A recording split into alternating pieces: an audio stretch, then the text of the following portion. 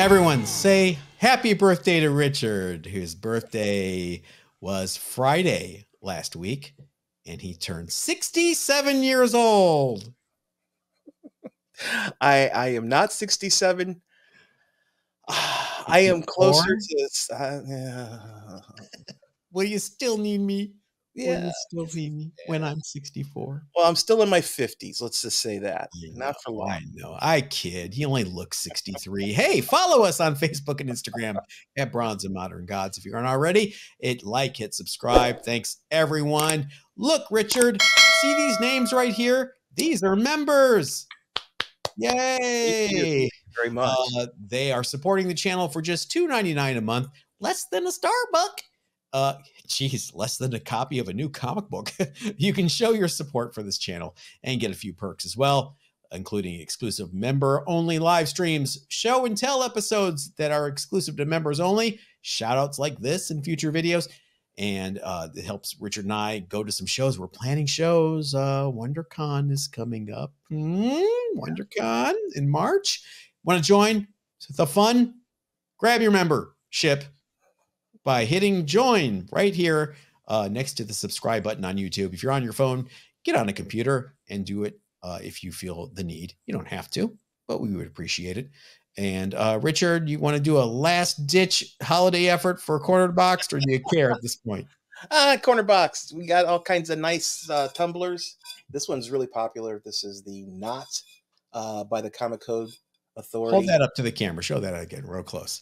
Not approved by the Comics Code Authority. Richard is almost as old as the Comics Code. Almost. Sorry. I'll stop. That's all right. No, when you get to be my wizened age, hey, if you want some cool stuff like that and the corner boxes as seen in Automatic Comics YouTube channel, I see he has a Gambit corner box in his background. Go to cornerboxed.com. That's cornerboxed.ed.com.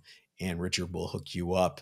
Speaking of the holidays, we have a members only episode this Wednesday, but no live stream this Friday because Richard and I are taking the Christmas week off to spend time with our friends and family. So no new episode on Monday, but you know, we'll be home. We might surprise you. Who knows?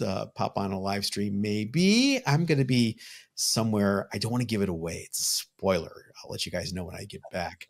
But you know, we have a vicious, 5 vicious Dobermans in the house, full alarm system. And, hey, I got comic book insurance. Oh yeah. Yeah. How did that go? It was really good. I'm gonna tell you guys all about it. Not a sponsor, they did not reach out to me in any way. I went with Collect Insure. I went to collectinsure.com. It was very easy. I gave them an estimated value of my collection. They did not ask for an inventory. They did ask if I had photographic or documented evidence of the collection, and I said yes, and took some pictures, and I have my Wacom app that has everything documented so far. I'm adding stuff every week to that. And God, this sounds so salesy. How many sponsors can we possibly have? But I'm just telling you, Collect Insure, they called me the next morning. I actually had a representative call me to make sure all my questions were answered. Nice. For the insurance of my books, it was just over $500 for the entire year. Okay, see, I'm using you as a guinea pig. I wanted you to go through the whole experience and get all the kinks worked out, because I'm going to next week go ahead and get similar coverage. I am no longer a hypocrite. I can now lord it over all of you guys and make you feel shame for not having collector's insurance. You know, I'm going to give a shout out to one of our viewers, Diane, for her comment last week, and that really tipped me over the edge to get it done. You know, one of the books in my collection is this one, our hot book of the week. Richard, tell everybody what it is. Our hot book this week is Godzilla #1. Oh, wait, that's a Wookiee. Yeah, that's not Godzilla. The first American comic book appearance of Godzilla. It's amazing it took that long for Godzilla to show up in comics. Yeah, 1977, right? Mm-hmm. This is trending up thanks to the new Godzilla -1 movie. Have you seen it? I have not. I don't understand the title, Godzilla -1. Is there more than one Godzilla and they're taking one away? I wonder if it's the whole numbering scheme. Zero used to be before Got it. all that horrible stuff. Well, high grade raw copies are selling for around 65 bucks on eBay. Richard, look at the price on those CGC 9.8s. 9.8s are selling for about $500. Yeah. That's nothing. There's a 35-cent variant of this book as well. That goes for some crazy money. And this is another book, Richard. You probably agree with me here. Very common in back issue bins in the 80s and 90s, right? Yeah, it's very common. I mean, do you have one? I've had a copy in the past. I think I've sold the copy that I had. So it's like you said, it was common enough that I've never really put signed a whole lot of collectability to it. But apparently, for 500 for a 9.8 is good money. Let's not forget the most important issue in this 24 issue run of Marvel's Godzilla.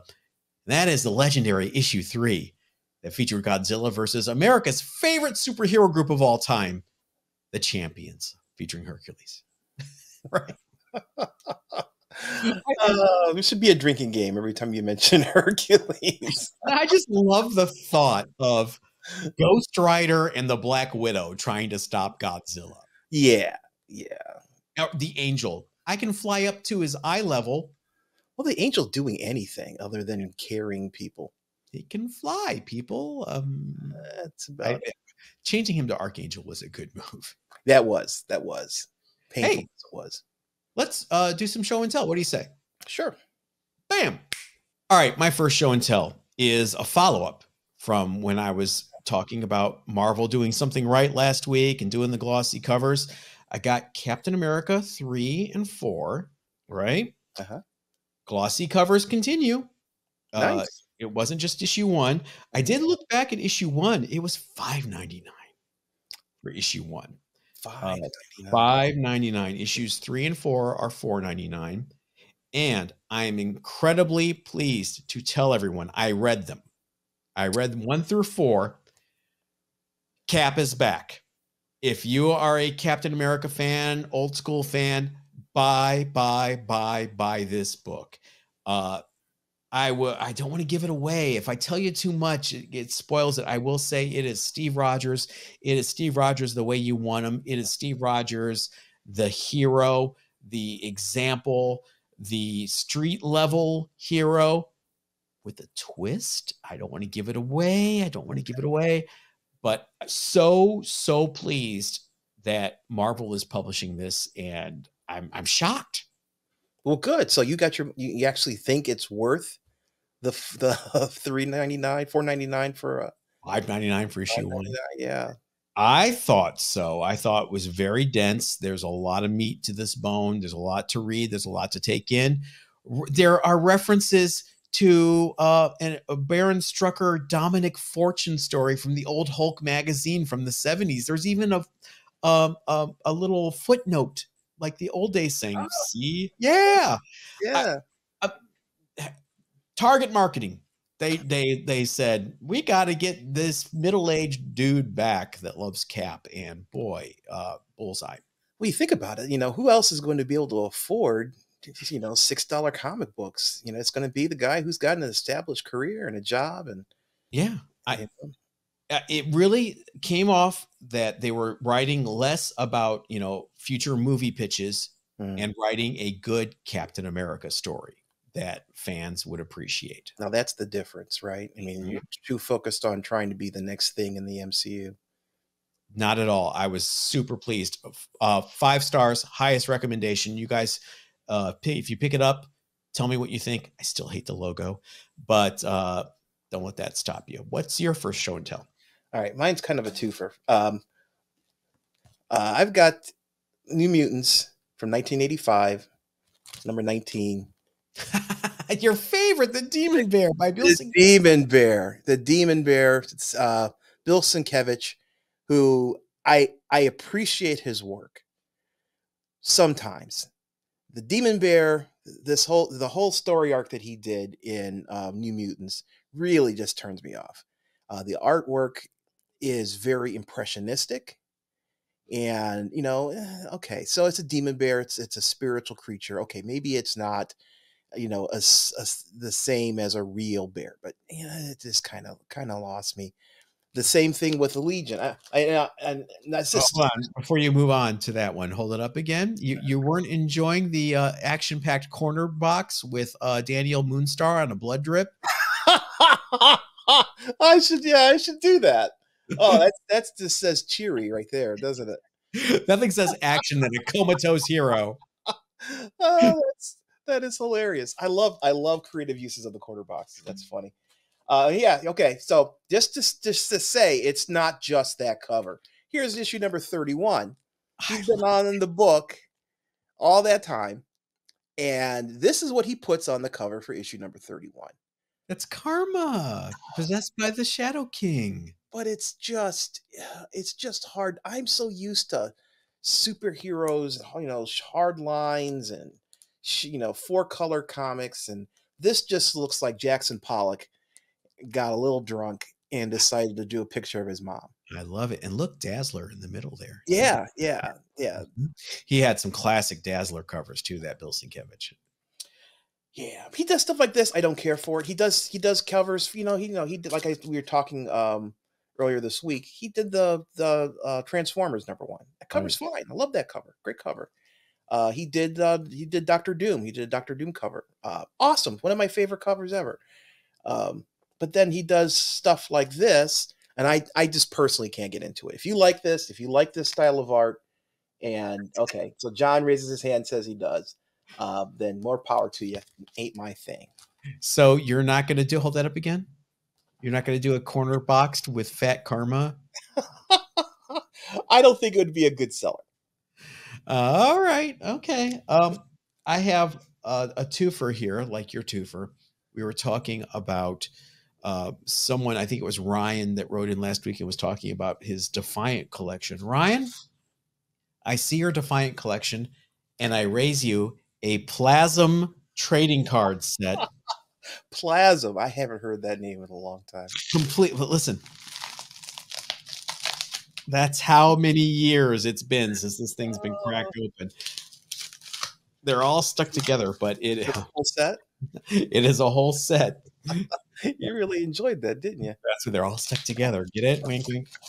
My Plasm has them all stuck together. And it's the whole trading card set. For people that aren't aware of what the hell this was when Defiant Comics launched, Jim Shooter's company after Valiant. It was trading cards were hot. Trading cards were the thing. 1993, right before the crash. So the first issue of Plasm was actually a trading card set, and you had to get all the cards to read the complete story and put them in this little trading card binder that you bought separately, and then you could read the story, the first issue of Plasm. And it also came with a Splatterball rule book. See, there's the rules for Splatterball, the game within Plasm, and a special limited edition card that you could only get with the binder. Nice. And I have that. Not only do I have that, Richard, I have later that year, the bottom dropped out of the market, right? That's when Dark Dominion came out with its binder filled with Steve Ditko art. Steve Ditko drew all the trading cards in this one. Now, did you buy the binder with the trading cards in it, or did you have to buy boosters? I am trying to remember. I think that you had the option to buy a completely assembled binder.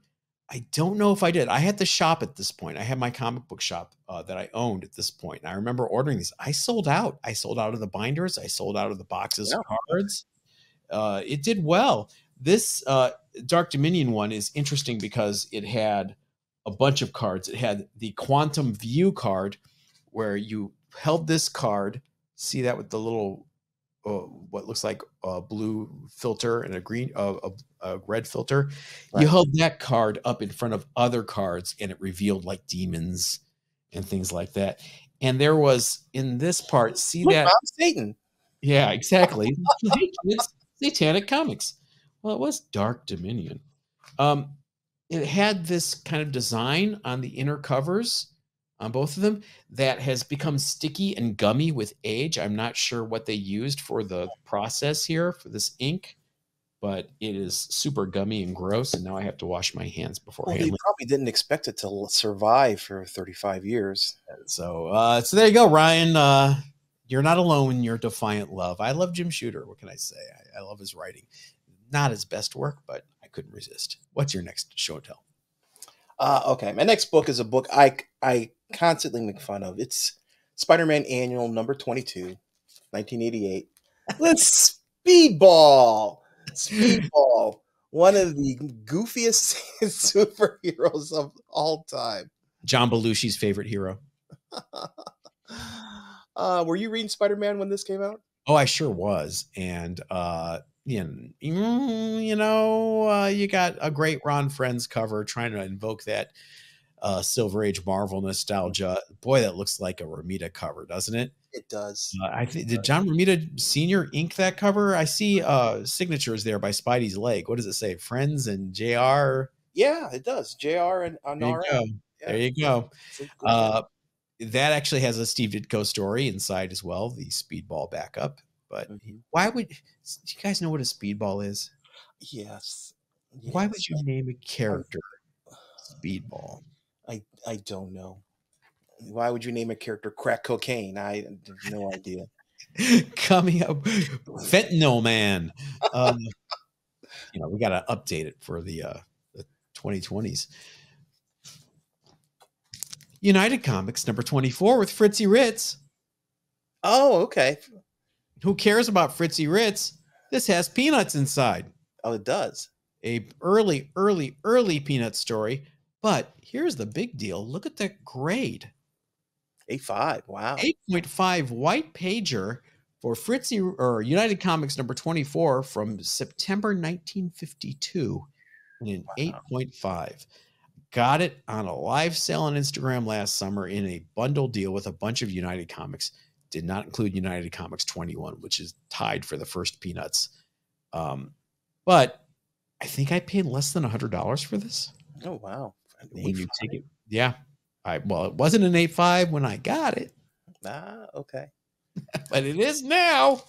Woo! So love that. And look, he's gonna have a spinal injury. It's hilarious. Pratt Falls. That's just great. What do you got? I've got another Spider-Man book. This one is kind of relevant. This is Amazing Spider-Man number 194. Oh, and is that a newsie? I got my hand in the way. There you go. Yeah. First Black Cat. First Black Cat. Yeah. I bought this off eBay. It was my first, you go through your books, you buy raw books from eBay or anyone really. And first thing you do is you crack out of the bag and you run through the pages just to make sure it's got 30 pages. There aren't stuff cut out. Where I opened this one up, and on the front cover and on the first page is a big piece of tape. Taped up the Was it in the description? No, it wasn't. Not at all. Not at all. So I contacted the seller and I told him, this is the issue with this book. I'd like to return it. And he apologized for the tape and not catching it. And we came to an agreement where he refunded me a certain amount and I got to keep the book. So, I have the book in my collection. I'm never going to get it graded because it's just not going to be worth it. But to me, it's a testament to when you get books in, make sure you go through the book to make sure it has all the pages. The centerfold isn't detached. There aren't coupons cut out or forms filled out. All the stuff that you Marvel value stamp intact. Value stamp. You want to make sure it is in the condition you expect it to be, while you have that such short window of accepting the book. Is the tape necessary on the first page? Yeah, take it out. Is it actually holding the first page together in some way? Let's see. Okay, no, it's not on the first page. It is on the second page. I see. The bottom there? Right here. There's a stripe of tape. Is it ripped? I The don't page see. the page is ripped. If you Oh, it's hard okay. to see I in say maybe you can steam that tape off and you uh, know take the hit for the ripped section. it's on both sides of the Of course it is because he's got to secure it. page. It is it's a very decent tape job, but yeah, so that's one of the things I noticed as I was flipping through. Other than that, this book, I'll take that back. There's a Spider-Man right below Spider-Man's leg. There's a little bit of pencil. Oh, throw that book away already. But you know, it's to me, it's a placeholder. I don't have another 194, so it's just a placeholder for me until I can get something better if I ever decide to. I I'm a hear big you. Black Cat fan, so It is a key. It's an important key. yeah, You said you had a 194. Is that it? yeah. I have 194 as well, as Uh, in a 94. oh, 9 too. That's right. I forgot you had that. Yeah. Now, guys, I'm really not trying to one up Richard. I had this sitting out already. We don't know. We surprise each other with the books we pick. We don't pick these in advance and tell each other. But I thought I would pull this out. That's what she said. To follow up our conversation over Giant Size X-Men #1 versus X-Men 94 last week. 9-2, off white to white pages. Mhm. Little custom label there. Yeah, the custom label. I'm not a huge fan of that custom label, but it does definitely call it out as an X-Men title. Look up my nose, X-Men in fear. Yes, I hate that cover. It is probably the worst presenting cover of the entire run. I can't think of anything that's worse than that. Shout out to Steven from the late lamented Interstellar Comics in Palm Springs for this one. I got this from him when he was having a live sale at the Peak. Got a good deal on it though. And I think I bought it as an 8.5. It was an 8.5. I lit some candles, slit the throats of some enemies on an altar of Baphomet, and it came back a 9.2. That's all it takes, guys. All you have to do is sacrifice your enemies to the Dark Lord. You get that grade bump. Sound like I'm Dormammu.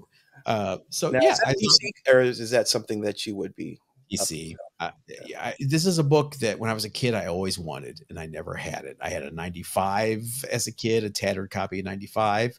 Mhm. I had some of the reprint issues, but I never had a 94. I mean, distribution was horrible for this book at first because it wasn't a big seller. It was a reprint title. Right.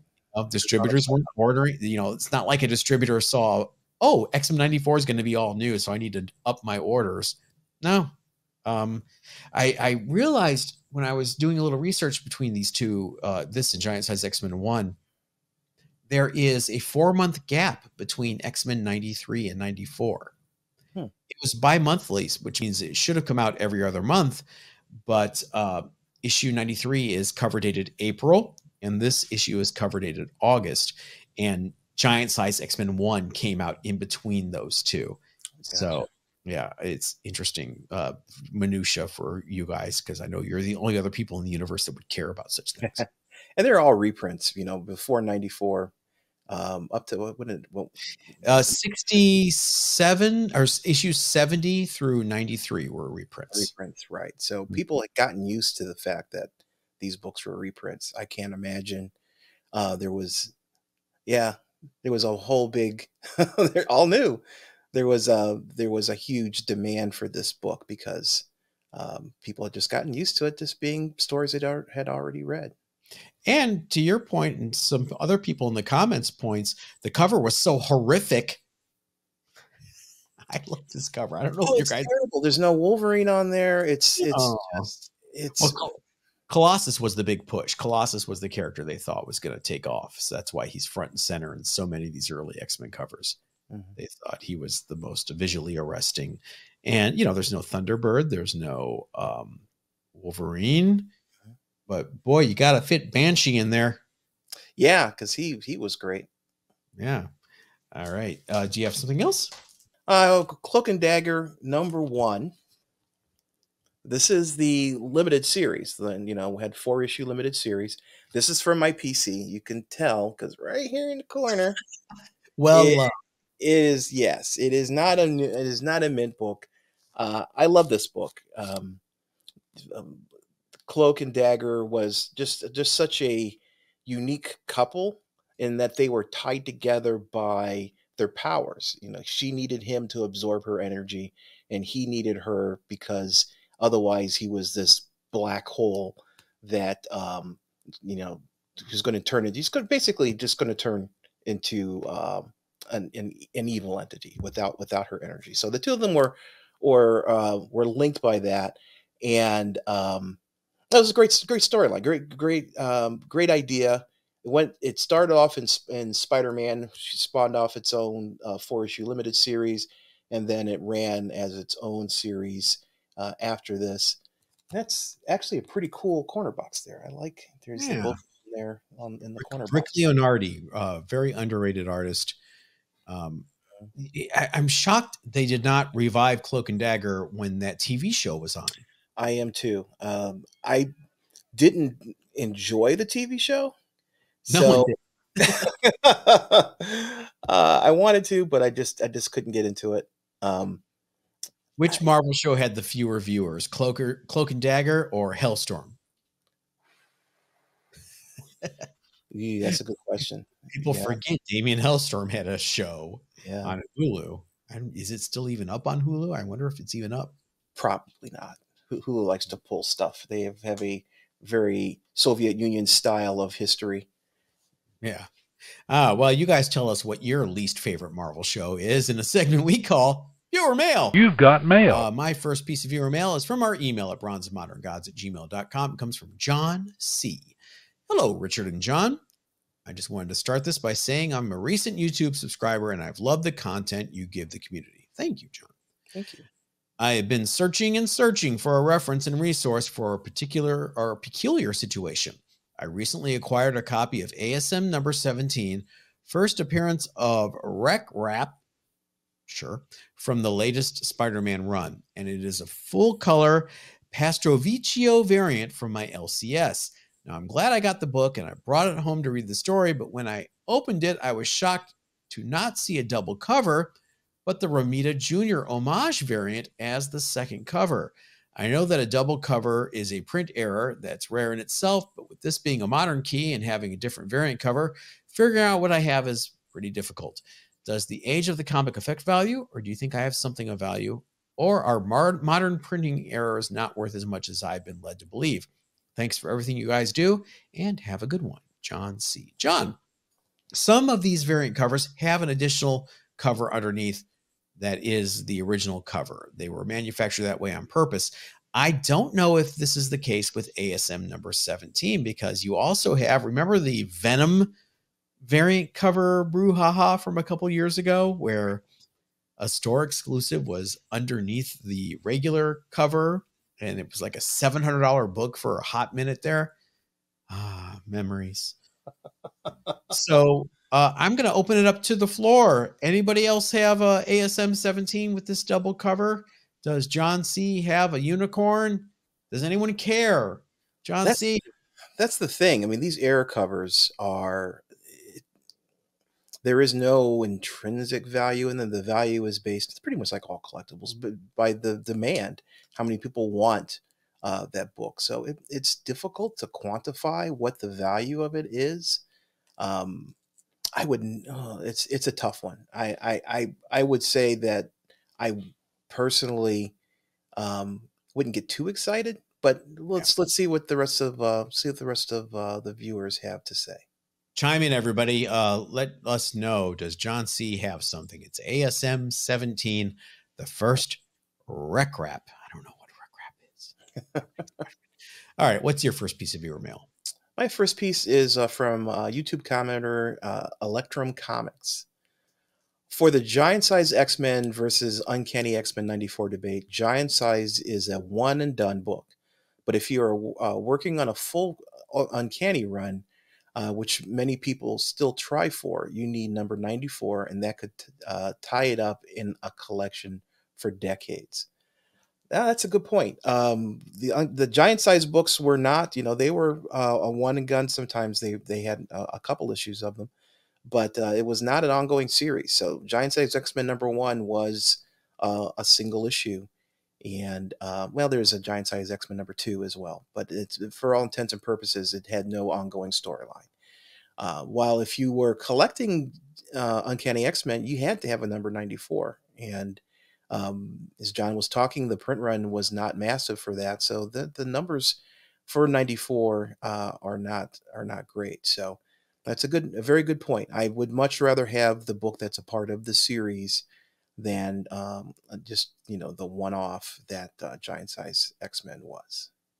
I have a different example. Invaders. Mhm. Giant Size Invaders #1 is the first appearance of the Invaders in that form.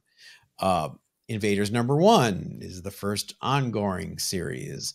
I wanted a Giant Size Invaders #1 before I wanted an Invaders 1. I've got them both now, but I don't know. I go back and forth. I just, as a kid, I lusted after X-Men 94. I had no idea there was a Giant Size X-Men #1 that introduced these characters. I just knew it was at 94. So the debate No, you're continues. right. I didn't know about GSX-1 until much, much later.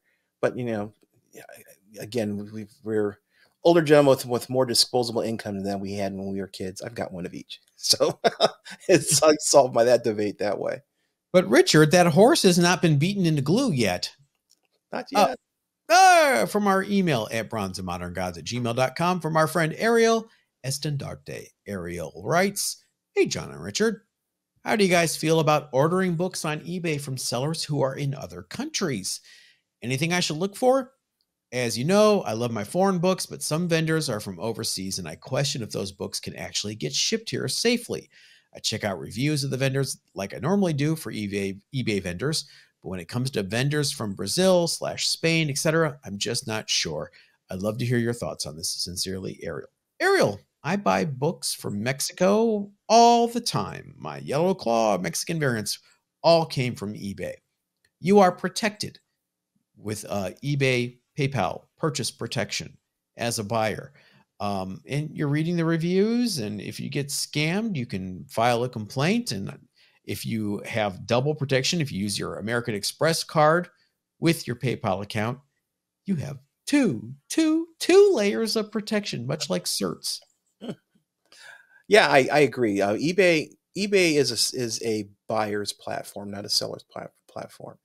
If you buy books on there, you do have a number of protections that if there's an issue with the shipping, or if there's an issue with the sale in general, currency exchange, things like that.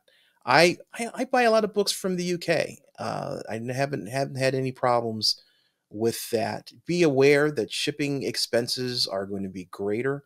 Yep. Also, some countries you have to you may be caught up in tariffs and other fees that Customs. customs, right? So be aware that it's going to be more expensive from that aspect to buy from a foreign country. But if you're doing your due diligence, like looking at reviews and making sure that the person has sold comics before, that's another thing that people are scam people are doing. They'll take defunct channels or eBay accounts and then repurpose them to sell things. Um, if you're doing your due diligence, I think you'll be fine. There shouldn't be any problem. And don't fall for the, you're a smart guy, Ariel. I'm sure you know this, but it must be said. Don't fall for the communication on eBay. Hey, if we do this off the platform so I can save on fees, I'll give you a break. Now, that's one way to get scammed for sure. Just make sure you're being protected.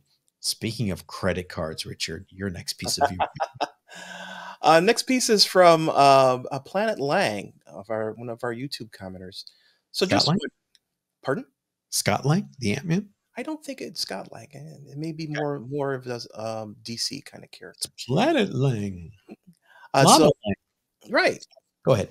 uh, just wondering, you paid 2.5% credit card fee at the auction to get 1% back on points. Even if you pay it off monthly, the math doesn't seem to compute. Love you guys.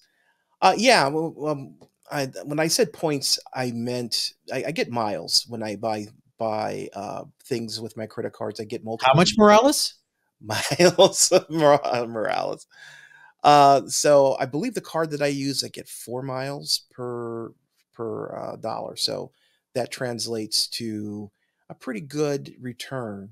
I wouldn't have bought it if using the credit card if I was just getting just straight up cashback points. But the miles, you get the miles with a credit card that's tied to a particular airline. Mine happens to be United. I think John uses a different airline, but it racks up, and you get those miles. You convert those miles to trips, and it's a decent way of funding your travel. I'm going to preface this by saying don't do this if you have poor impulse control. But if you have good financial impulse control and you can control your credit card spending, I have 3 different airline credit cards. I have a Delta, I have a United, and I have an American. And I prefer the American Airlines a card I use because not only do I get 4 miles to every dollar spent, um, I also get front of the line. Uh, Hmm. I also get no check baggage fees. I get free TSA pre. I get free global entry when I travel internationally. I don't have to wait in line. It's so worth it, you guys. The yearly fee is about $450. You gotta suck that up. But I didn't pay to go to Cleveland the last time I went to Cleveland. I just used miles. Richard didn't pay to come here for what was the convention you were just here for? No, Baltimore. Neither one of Baltimore, us paid for Baltimore. right? So it's worth it if you travel a lot. We use Delta to go to Mexico because they're a partner with Aero Mexico. And guys, it's worth it if you can control the spending. It's dangerous if you can't control your spending. You're going to use that credit card and rack up all the fees and all the interest. But yeah, But you bring up a good point, because with United, I chose United because it's a hub here in Cleveland, Mhm. and you get priority boarding. There's all kinds of perks to getting that, and Americans, Grades. yeah, upgrades, right? So I have an Amex card that I use also for travel, but I use that United card as well to rack up miles. Richard has me to thank for twisting his arm. Yeah, yeah. I don't want to turn this to a credit card conversation, but no, Amex Platinum. If you have the credit worthiness and can afford the yearly fee, which is scary, Yeah. you make it back up in droves from the different perks and credits that they offer you. It's definitely worth it. If you're traveling with you and one other person, just checking your baggage alone is $70. Hmm. So if you travel more than 6 times in a year, the yearly fee is waived basically because Right. you're using that. All right, enough of that. I'm sorry. I'm getting all Susie Norman on you guys. Uh, this is from our email at bronzeandmoderngods@gmail.com from James Reeves. He had a lot of good points. I didn't have the first 2 in here because they're kind of spoilers for something we're going to talk about in a future episode. Okay.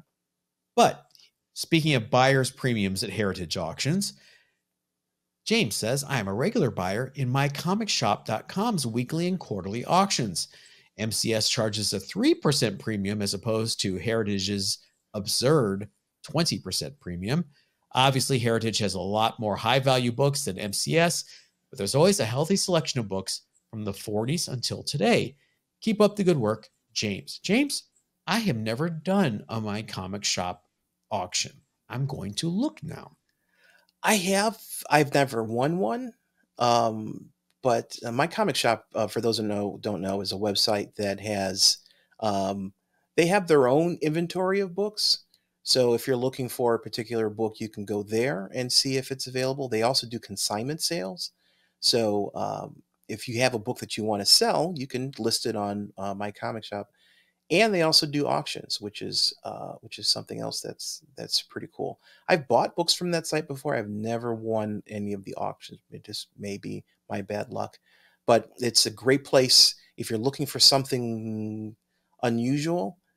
You know, check out my comic shop because there's a chance it may be up there. Awesome. Uh, and what is your last piece of viewer mail? My last piece is from another YouTube comment from Lee Iron 3706. This is talking about our last episode. This was a very big reprint heavy episode. You started it with those glossy Mexican variants and ended with the facsimile covers from Marvel. Either way, they are reprinted and not original. The only thing I find them good for is either a placeholder until one gets the real thing, an opportunity for one to read the book on the cheap. Aside from that, I find them as an easy way for someone to scam the uninformed. One could easily slip them by someone who thinks they are the real thing. I find them very dangerous and quite frankly unethical in a lot of ways. If you want to redo the story, I think they must do um, some type of abbreviated cover that one can clearly tell is not the real thing, similar to the way they did for Ultimate Fallout 4 second print with the Miles head clearly showing. Other than that, I think they need to stop with this trend. Um, I can understand your point with reprints because there is a risk, but Marvel has been doing it for years. You know, Fantastic Four #1 came out in 1963. 3 years later, they came out with this reprint. This is the Fantastic Four. This is the Golden Record reprint. For some reason, I could not think of Golden Record. It looks exactly like the original book, except on the cover, the 10-cent price marker is missing, and there's an issue number that's also missing from this cover, and the back cover is also different. Um, but I value this book in its own for its own representation of what it represents. It is not the original book. I've never tried to put it across as the original book, but it's only 3 years younger. It has the same kind of patina. It is to me just another edition of this particular title. I can't stop people from misrepresenting books. That's a moral challenge that they have. Um, Marvel has, as I said, a huge history of doing reprinting stories, partly because as the years go on, these stories become there's a huger body of work, and we get farther and farther away from the original stories that of Spider-Man, Spider-Man, X-Men, Fantastic Four. So you need to reprint those stories so people can read them. People can't afford to buy a copy of Fantastic Four #1 to just to be able to read it. So the reprints give you that. Um, so I can understand your reticence about people misrepresenting the reprints, but I think it's up to all of us to be aware and conscious of what we're buying. I don't think any of the reprints. There is no reprint that I know of that is an exact mirror copy of the original book. They all have some differences, from the Golden Record reprints to the Miles Morales one that you're talking about with the subtle changes in the barcode in the corner. Um, it's a buyer beware situation. I don't see Marvel changing their tactics because they make money on people buying these books for a second time. So, I uh, don't. Yeah, I think if you're somewhat informed, you're not going to get taken. But Lee, you have a point with one of them. That Ultimate Fallout 4 facsimile was horrible the way they released it. yeah, The only difference being the difference between the red and black and the Marvel logo. I mean, it was the same cover price and everything. yeah, it had a different barcode Oh, than yeah, but who's going to look at the barcode? Oh, that barcode's different. right. Marvel's out to make money, and it was the hot book at the time, and it was easy for them to reprint it. Um, to Lee's point, I think they could have made it. They have the true believers. The true believers are perfect. Exactly. They should have Yeah, done something something to. like that, I think would have been. And DC has their dollar books, which are like they reprinted Batman Adventures 12 as a dollar book. I don't even mind doing like, exact reprints with the price difference. No one's going to look at a Fantastic Four #1 facsimile edition. It's $3.99 on the cover instead of 10 cents, and go, "Oh, that's an original." But Right. that Ultimate Fallout 4 was just too close for comfort. I think that Yeah. was one mistake they made. Yeah, and there is a 3.99 reprint from this book from 2019, 2018, I think Yeah. it was. Um, it gives people an opportunity to read the book in the format that it originally was, as opposed to as a part of some kind of collection. So from that standpoint, I value it.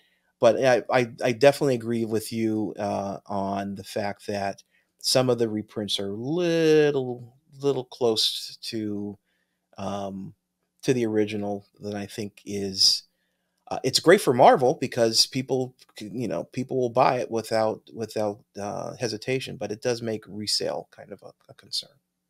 Yes. Did you watch Doctor Who yet? I have not. Oh, darn it. Because I was going to lead right into jumping into the TARDIS for the old fart rule. Ah,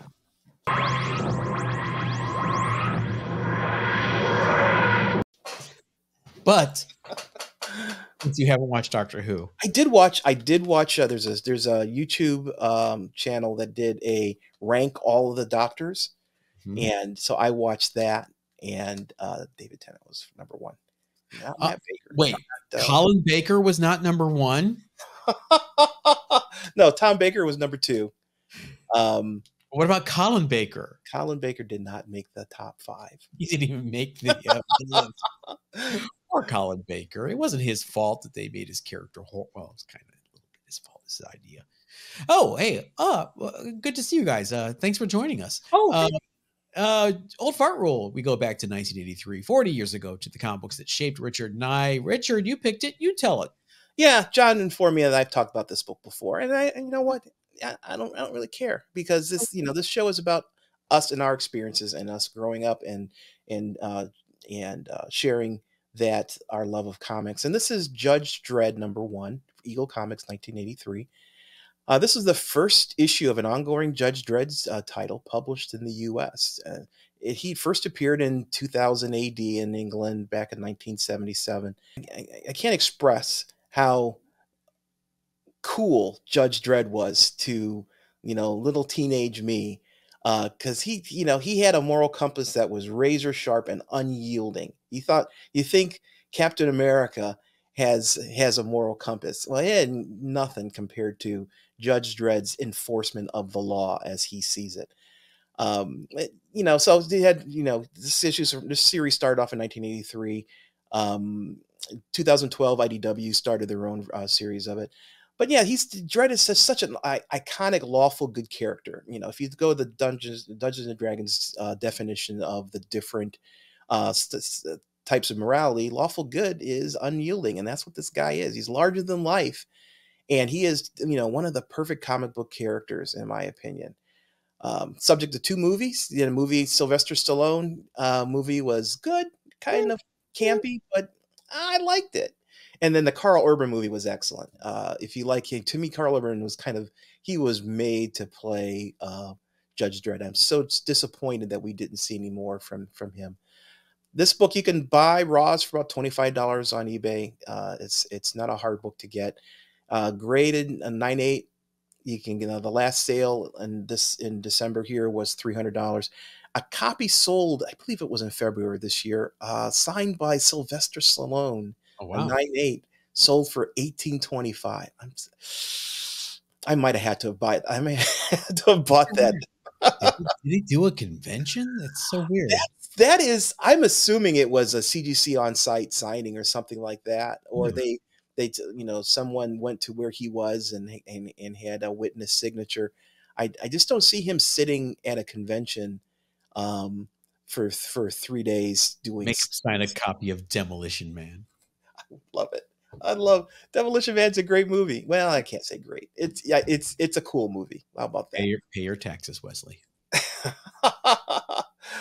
So Judge Dredd, that's my pick for our old fart rule. It's a great book. If you haven't read any Judge Dredd, realize that even though this is an American title, it's still very English. It's still very campy in an English kind of way, and I find that charming and endearing in its own right. Just don't expect something dark and gritty and Dark Knight ish. It's a little more campy than I think a lot of Americans are used to. But it's a good read. It's a good title. Lots of fun. Arch and satirical, I think, are the two words I would use. Very good. There are also words that I would use to describe your underrated book of the week, which is what? This pick I picked, yeah, this is a weird one. Batman 171 from 1966. It's the first appearance of the Riddler in the Silver Age. Now you may say, "What? This book is not underrated." It's a pretty famous book. Riddler's first appearance was in Detective Comics number 140 in the Golden Age. I put this in underrated because the industry or the collecting community undervalues DC books in general. And there are a lot of first appearances that I think are still bargains. If there is a trend different, if DC becomes as prominent as Marvel has become here in the past 15-20 years, if we have a revival of DC, these books are going to skyrocket in value. So, I think they're really affordable. You can get this book. This is, again, the first appearance of the Riddler in Silver Age, 12-cent book. I saw Raws on eBay for $95, which is just unbelievable. And so it's a great opportunity to pick up a first appearance. There's a 9.2 sold, last sold for $7,200. You can get a 2.5. I kind of like the lower grades as an entry level. 2.5 sold for $435. So to me, these aren't free, but to me they're affordable for first appearance of a major villain. You think of Batman, you think of Penguin and the Riddler and Joker. At least that's what I think. I still think of Adam West's Batman as when I think of Batman, that's the image that I have in my head, not Frank Miller. So yeah, this is a great opportunity, and it's not just this particular book. I was looking through the catalog of Batman books from around here in the early '60s, around when Adam West did his show. And there's just a lot of first appearances there that are still reasonable. It's not like the first appearance of Wolverine or anything like that. And so I think this is an opportunity. I don't know how long this opportunity is going to be available. So take advantage of it while you can. It's funny you mentioned the Adam West Batman because this very issue is the comic book that inspired the TV show. The producer, William Dozier, picked it up at the airport when he was catching a flight and read it and thought it was hysterical and it would make a great campy TV show. And they adapted this comic book for the first episode of the TV show as well. And they were right. It was a great cultural icon. And it's so I didn't know that. So thank you, John. Historically important book. Back to arch and satirical. My underrated book of the week is this bad boy right here. Yes, Howard the Duck, #1. While this is not the first appearance of Howard, that would be Fear #19. Nor is it the first solo Howard the Duck story. That would be Giant Size Man Thing #4. It is the first solo Howard the Duck title. This book right here was famously hoarded when it was released. Dealers were supposedly intercepting bundles before they could even make it off the distributor's trucks. They were cutting deals with the distributor directly. That never made it to a majority of newsstands. Overstreet would have the little notation, low distribution, next to Howard the Duck #1 for years. This resulted in Howard #1 being one of the earliest, most speculated upon comic books, as copies were selling for about $20 right after its release in 1975 or 1976. Well, I guess it's January 76 covered it, so it actually came out in the winter of 75. $20 for a comic book, Richard. You could buy a car back then for that much. That's ridiculous. No, go to your room. Clean up your mess. The 90-day GPA for, why am I talking about Howard the Duck #1 as being an underrated book? Because what if season 2, the trailer came out and Howard is being featured in an episode? Woo! So grab your Howard the Duck #1 right now and show it off to the world. If you don't have, if you have one, if you don't have one, hey, I mean, what can I tell you? Because the 90-day GPA for a CGC 9.8 is $712. That's down from the craziness of 2022 when 9.8s were averaging $1,361. Wow. Yay, yay. I still hear the Howard the Duck song in my head from the movie. Written by the Duck. I don't know who. Thomas Dolby. Was it really? He did the rock songs that Cherry Bomb in Beverly Switzler's band. He wrote and produced all those tracks, including Howard the Duck. My copy is a 9.4 off-white to white pages, old label, pre-pressing. Ooh, you gonna crack?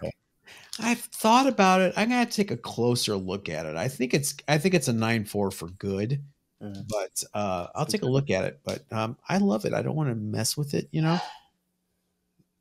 God bless you. Raphael sneezing in the background all episode. Do you have your original copy, or is it lost in the annals? No, I never had one until I was, you know, probably in my late teens. Okay. You know, I think the first issue I ever got was the Cookie Monster issue. I think it's issue 6 or so, where it's a takeoff of Gothic romances, and they find themselves trapped in a Gothic castle with a giant monster made of cookie dough.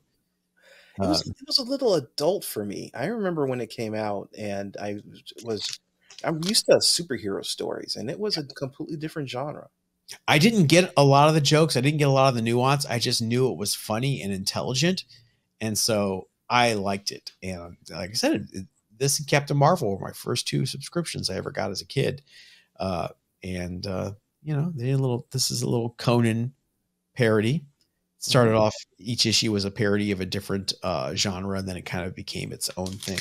So Howard coming to the small screen, Disney Plus, later this month for What If. Looking forward to it. Me too. Achoo! Hey, excuse me. I thought I would. Did you guys hear those sneezes the entire show out in the living room? I heard. I hope he's feeling better. Yeah, it's the cats, I think. Hey, follow us on Facebook and Instagram at Bronze and Modern Gods. Hit like, hit subscribe, become a member, join, and we'll catch you next time. Remember, we're going to be off next Monday. Yep. Everybody, stay safe.